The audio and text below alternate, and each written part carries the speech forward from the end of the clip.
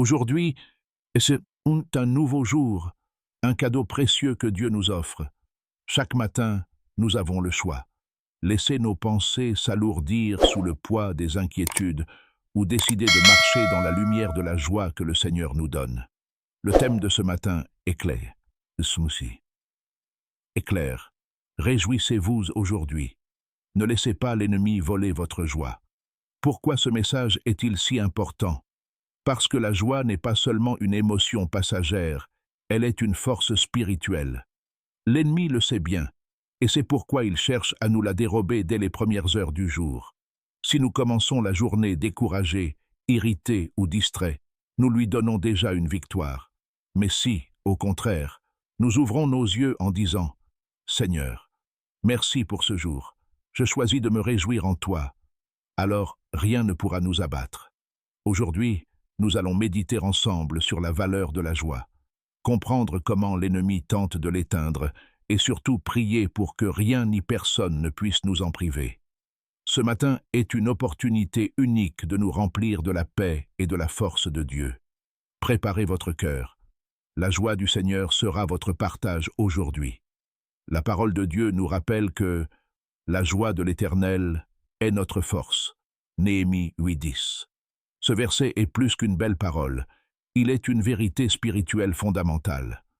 La joie en Dieu n'est pas une émotion superficielle qui dépend des circonstances. Elle est une source de force intérieure. Celui qui garde la joie de l'esprit trouve la force de surmonter les épreuves, d'avancer malgré les obstacles et de rester debout quand tout autour de lui semble s'écrouler. Il est important de comprendre la différence entre le bonheur et la joie. Le bonheur dépend souvent de ce qui nous entoure, une réussite professionnelle, une bonne nouvelle, un moment agréable. Mais ces choses sont temporaires et peuvent disparaître. Disparaître du jour au lendemain.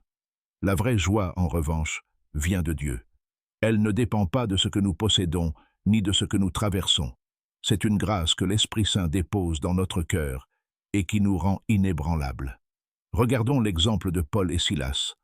Emprisonnés injustement, battus et enchaînés, ils auraient pu céder à la tristesse ou à la colère. Pourtant, au cœur de la nuit, ils se mirent à chanter des louanges à Dieu. Et c'est dans cette atmosphère de joie spirituelle qu'un miracle s'est produit. Les portes de la prison se sont ouvertes et leurs chaînes sont tombées. Leur joie n'était pas dictée par leur souffrance, mais par leur foi en Dieu. De la même manière, nous sommes appelés à protéger et nourrir notre joie chaque jour. C'est elle qui nous donne la force de sourire dans l'épreuve, de garder la paix dans le tumulte et d'espérer alors même que tout semble perdu. 1. Les stratégies de l'ennemi pour voler la joie. Environ 2500 caractères. Si la joie est une force spirituelle, alors il est logique que l'ennemi cherche à nous la voler. Son objectif est clair: affaiblir notre foi, troubler notre paix et nous détourner de la présence de Dieu. Jésus lui-même nous a prévenus. Le voleur ne vient que pour dérober, égorger et détruire. Jean 10:10. L'une des premières choses qu'il veut dérober, c'est notre joie. Mais comment procède-t-il? La première arme de l'ennemi, c'est le découragement. Il sème dans notre esprit des pensées négatives. Tu n'y arriveras pas. Personne ne t'aime. À quoi bon continuer? Ces flèches, enflammées, visent à briser notre confiance en Dieu. Si nous les laissons entrer, elles éteignent notre joie et nous plongent dans la lassitude. Ensuite, il utilise l'anxiété, l'inquiétude pour l'avenir, les finances, la santé ou la famille peut rapidement nous voler notre paix. Jésus a pourtant dit « Ne vous inquiétez de rien » Matthieu 6:25-34. Mais l'ennemi cherche à amplifier chaque petite difficulté pour qu'elle devienne une montagne insurmontable à nos yeux. Une autre stratégie, ce sont les distractions.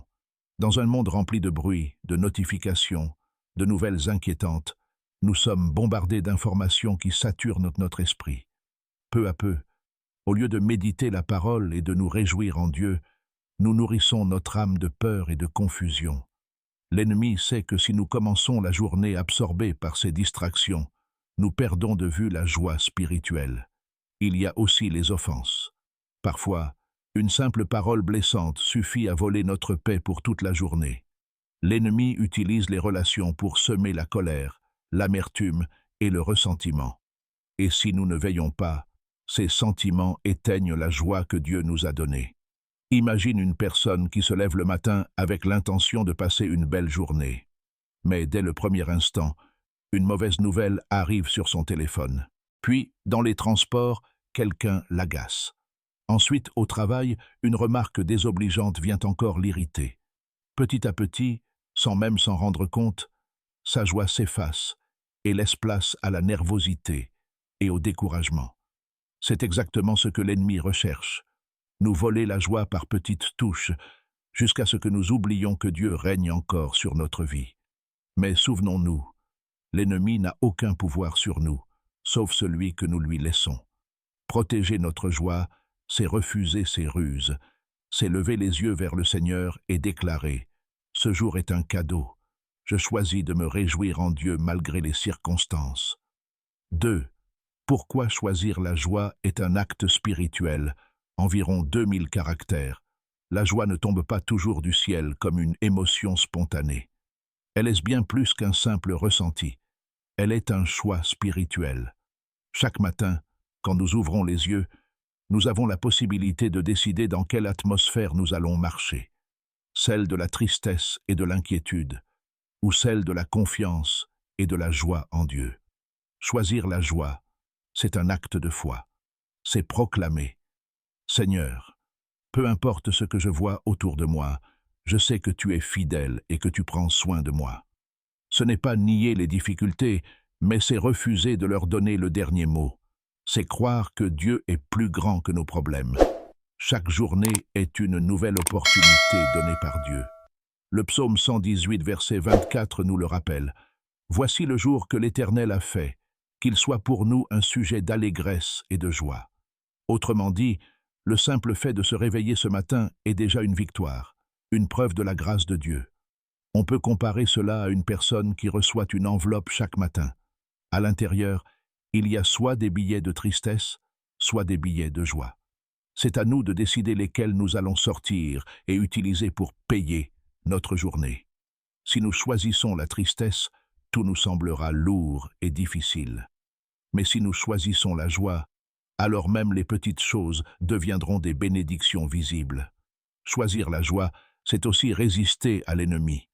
Lorsqu'il essaie d'injecter le doute ou la peur, nous répondons par la louange et la gratitude. C'est une arme spirituelle puissante qui change notre atmosphère intérieure et ouvre la porte au miracle.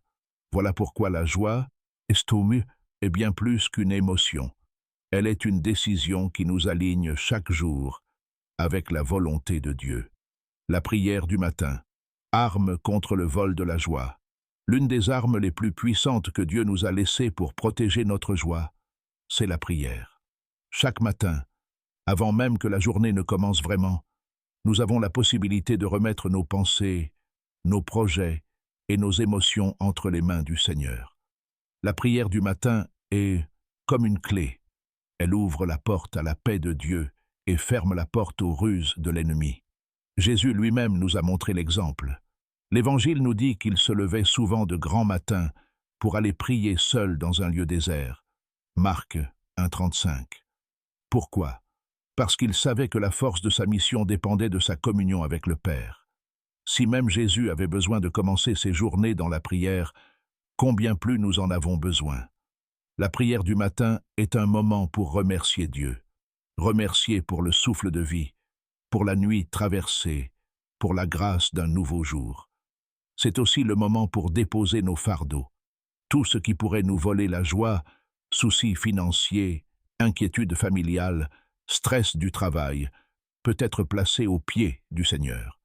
Comme le dit 1 Pierre 5,7, « Déchargez-vous sur lui de tous vos soucis, car lui-même prend soin de vous. » C'est également un moment pour proclamer la victoire de Dieu sur notre journée. La prière n'est pas seulement une demande, c'est aussi une déclaration. Nous affirmons que nous marcherons dans la joie, que nous ne serons pas volés par l'ennemi et que nous sommes protégés par la main puissante du Seigneur. Voici un exemple de prière guidée que tu peux faire chaque matin. Seigneur Tout-Puissant, je t'élève ce jour qui commence. Merci pour le souffle de vie et pour ta fidélité.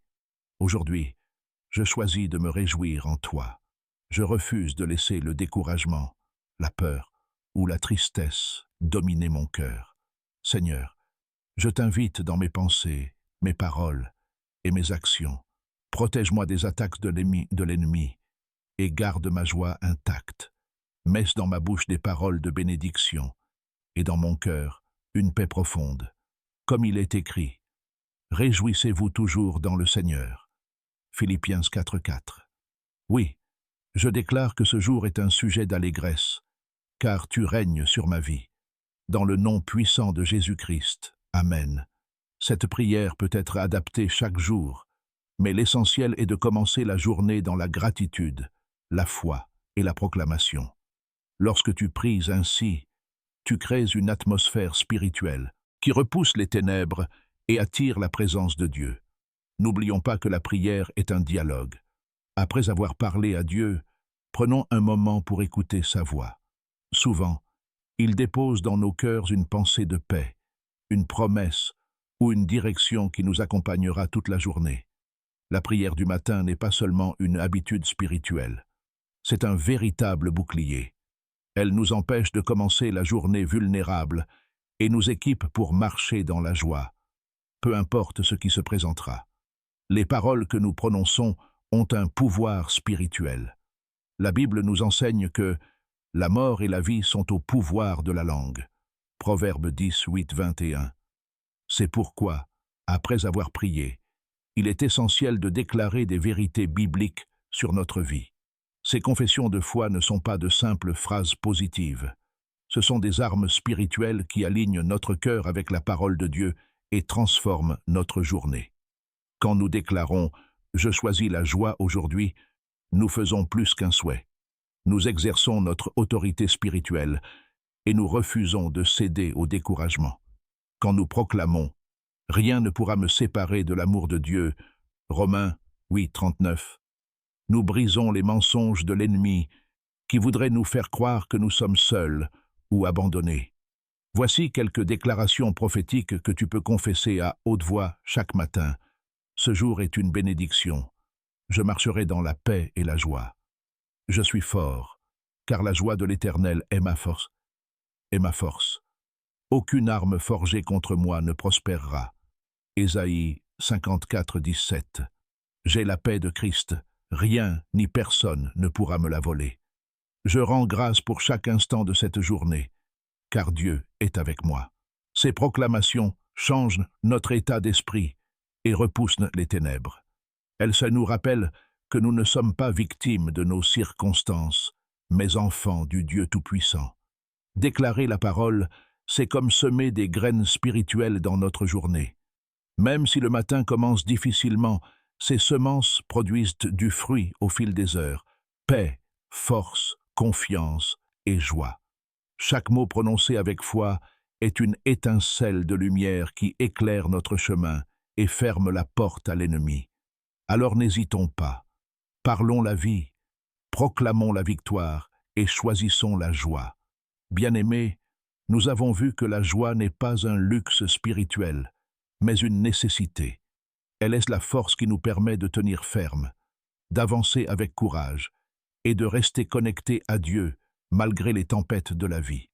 L'ennemi cherchera toujours à nous la voler par le découragement, l'anxiété, les distractions ou les offenses.